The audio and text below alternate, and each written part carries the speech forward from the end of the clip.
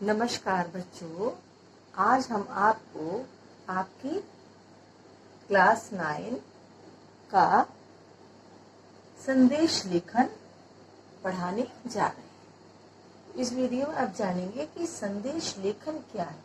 संदेश लेखन यानी मैसेज राइटिंग, इसे इंग्लिश में आप मैसेज भी कहते हैं। तो बेटा ये आपके पाठ्यक्रम में अभी नया जोड़ा गया है, इससे पहले ये आपके पाठ्यक्रम में नहीं था। तो संदेश यानी एक ऐसा मैसेज जो किसी के द्वारा कहलाई गई बात। तो जैसे आप लिख सकते हो कि इसका अर्थ, संदेश का अर्थ आपसे पूछा जाए तो संदेश का अर्थ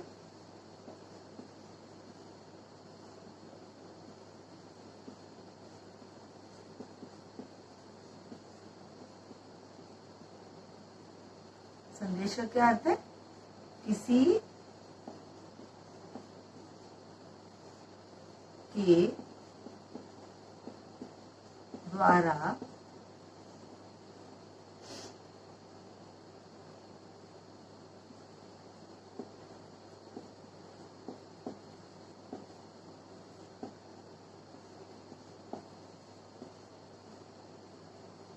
कही बात।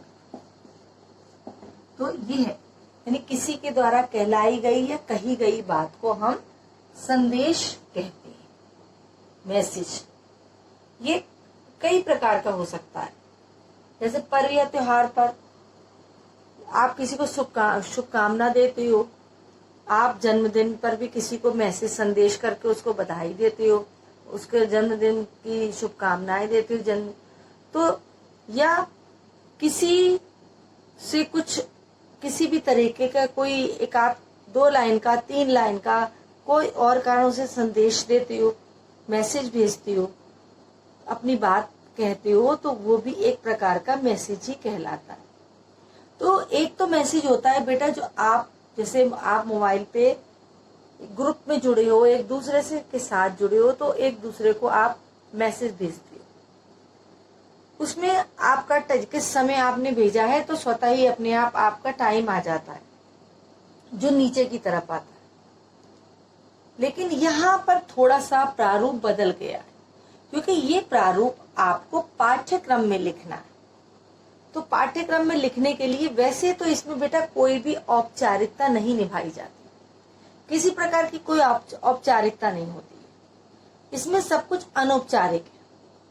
बस इसमें ध्यान रखना होता है कि इसमें आपकी भाषा कैसी होनी चाहिए। इसकी भाषा सरल व सहज, यानी जो संदेश की भाषा है वो सरल होनी चाहिए, सहज जो आसानी से, सरलता से समझ में आ जाए। संक्षिप्त संदेश, संक्षिप्त यानी छोटा।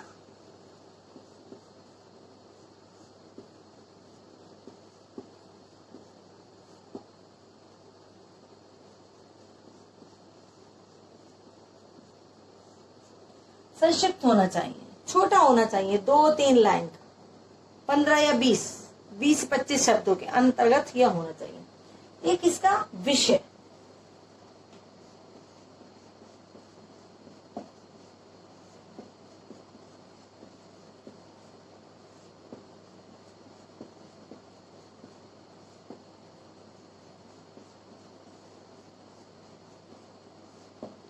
विषय स्पष्ट होना चाहिए, यानी जो भी जिस विषय पर आप अपना संदेश लिख रहे हो वो एकदम स्पष्ट होना चाहिए, जो पढ़ने वाले को तुरंत समझ में आ जाए कि आप उससे अपने संदेश में क्या बात कहना चाहते हो। एक तो ये कुछ बातें हैं जो संदेश लेखन लिखते समय हमें ध्यान में रखनी होती। अब संदेश लेखन लिखा कैसे जाता है, यानी पाठ्यक्रम के अनुसार इसको क्या प्रारूप दिया गया। तो सर्वप्रथम बेटा इसके लिए आपको एक बॉक्स बनाना होगा, ये ध्यान रखिएगा। इसके लिए आपको एक बॉक्स बनाना होगा जिसके अंदर आपको संदेश लेखन करना। तो सर्वप्रथम हम ऊपर लिखेंगे, हमारा हेडिंग डालेंगे संदेश लेखन।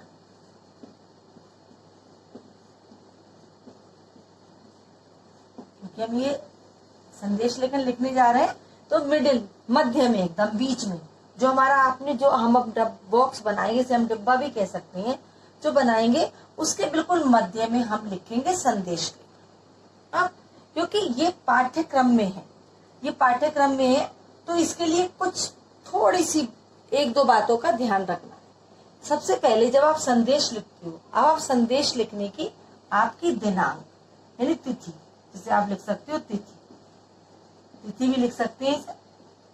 तो तिथि क्या है, जैसे आज आपकी क्या, आज हम, क्योंकि आज हम किसी को संदेश लिख रहे हैं, तो आज की क्या तारीख है, तो आज है आपकी 21, इसको आप ऐसे भी लिख सकते हो 21 सितंबर।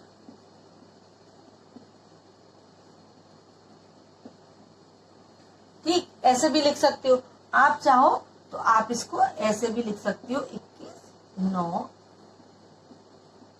ये आपके ऊपर कि आप डेट कैसे लिखो, चाहे तो आप ऐसे लिख सकते हो, चाहे आप ऐसे लिख सकते हो, ये आपकी चॉइस है, आपके ऊपर है।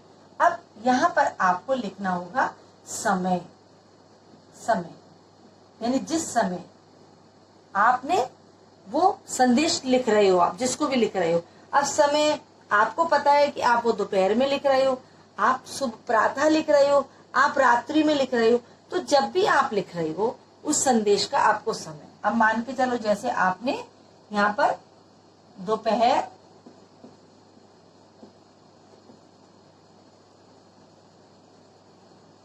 2:30 यानी 2:30 पे आपने ये मैसेज लिखा है, तो आप इसमें आप प्रातः 8 बजे वो भी लिख सकते हो,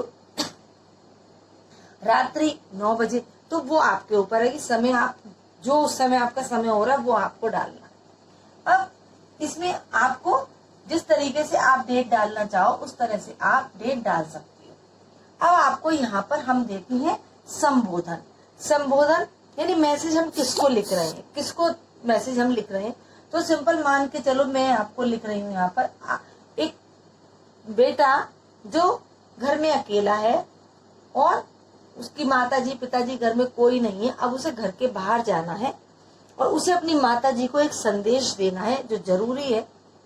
तो अब वो क्या क्या लिखता है, तो संबोधन, संबोधन में क्योंकि आप अपनी माताजी को, अगर आपको थोड़ी औपचारिकता निभानी है तो आप यहाँ पर आदरणीय माताजी, पूजनीय माताजी आप लिख सकते हो। नहीं तो आप, क्योंकि यहाँ पर किसी भी प्रकार की औपचारिकता नहीं है, यहाँ बस भाषा को सरल और सहज बनाना। तो आप यदि मम्मी बोलती हो, आप बोलते हो मम्मी, तो आप यहाँ मम्मी भी लिख सकते हो। ठीक है, आप माँ बोलते हो, आप माँ भी लिख सकते हो। यदि आप माँ को लिख रहे हो, आप माता जी भी लिख सकते हो, जो चाहे लिखो, इसमें कोई फॉर्मेलिटी नहीं है, ये किसी प्रकार की औपचारिकता नहीं है इसमें, तो आप जो भी लिख सकते हो। तो यहाँ जैसे आप अपनी माँ को लिख रहे हो, तो आप मम्मी भी लिख सकते हो, माँ भी लिख सकते हो, माता जी, तो आप यहाँ पे लिखो माता जी। तो माता जी अजीब सा लग रहा है, तो हम मम्मी भी लिख सकते हैं। ठीक है, आप प्रिय भी लिख सकते हो। ठीक है, तो मम्मी,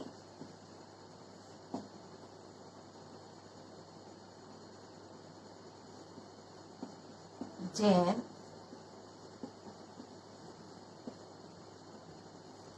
अंकल का फोन आया था, आप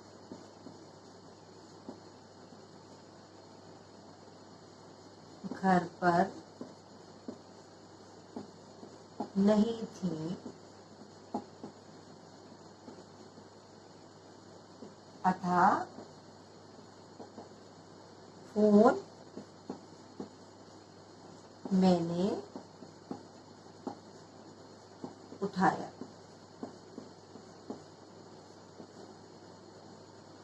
उन्होंने कहा है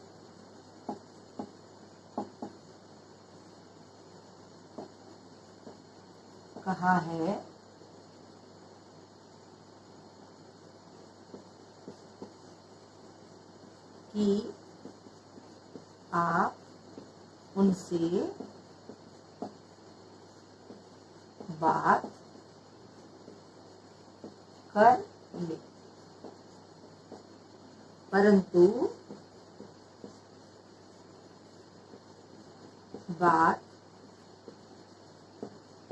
करने से पहले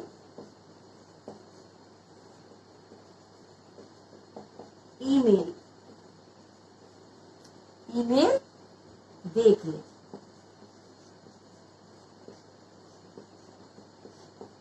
अब यहाँ तो ये संबोधन जिसको आप लिख रहे हो, और ये हो गई आपकी विषय वस्तु। कुछ नहीं करना है, उसमें कोई हेडिंग नहीं डालना, विषय वस्तु ले कुछ भी नहीं। जो बात आपको लिखनी है, ठीक, वो जो भी आप शब्द आपके आ रहे हैं वो आप मैसेज में लिख सकती हो। कोई भी औपचारिक शब्द का प्रयोग नहीं करना है। तो यह सिंपल, जो आप अपनी माँ को जो बात आपको बतानी है, आपने उन्हें सहज सरल शब्दों में वो बात लिख दी है कि घर पर आप नहीं थी, अंकल जो भी उनके जैन अंकल होंगे, उनकी माता जी जानती होंगी, उनका फोन आया था, बात आपसे करनी थी, आप थी नहीं, फोन मैंने उठाया, उनसे आपसे जरूरी बात करनी है। लेकिन एक विशेष बात यह है कि फोन करने से पहले ईमेल देख लें, क्योंकि हो सकता है वो उनके साथ कुछ बिजनेस व्यवसाय या कोई उनके साथ नौकरी में किसी में उनसे जुड़ी हुई हो, इसीलिए ईमेल पे उन्होंने कुछ जरूरी बात भेजी है जो पढ़कर शायद वो उनसे पूछे तो उसका वो जवाब उन्हें तुरंत दे सके, इसलिए ये कि ईमेल देख लें। अब आपका जो भी उनके साथ संबंध है, आपकी माँ है तो आप उनके बेटे हो, तो आप यहाँ पे बेटे, तो बेटा ये नहीं है कि माँ एक भाई आपको और भी हो सकता है, तो आप यहाँ अपना नाम भी लिख सकते हो। तो जैसे मान के चलिए आपका कुछ भी नाम हो सकता है, आपका जो भी नाम है, मनोज मान के चलिए, ये क्योंकि माँ तुरंत समझ जाएंगी कि मेरे बेटे मनोज ने ये लिखा है। लेकिन आप क्योंकि पाठ्यक्रम में लिख रहे हैं, परीक्षा में लिख रहे हैं, तो परीक्षा में, बोर्ड परीक्षा में लिख रहे हैं, तो वहां आपको नाम देने की आवश्यकता नहीं है। बस नाम आप लिख सकते हो कि वहां आपको नाम देने की, यहाँ तो आप मम्मी को लिख रहे हो इसलिए यहाँ पर मनोज, लेकिन ये आप होम एग्जाम में लिख रहे हो, आप अपना नाम लिख सकते हो। बट यदि बोर्ड परीक्षा में आप लिख रहे हो, बोर्ड की परीक्षा में भी आपको आगे जाके ये आ सकता है, आप बोर्ड की परीक्षा में लिख रहे हो, तब आप इसमें यहाँ पे केवल नाम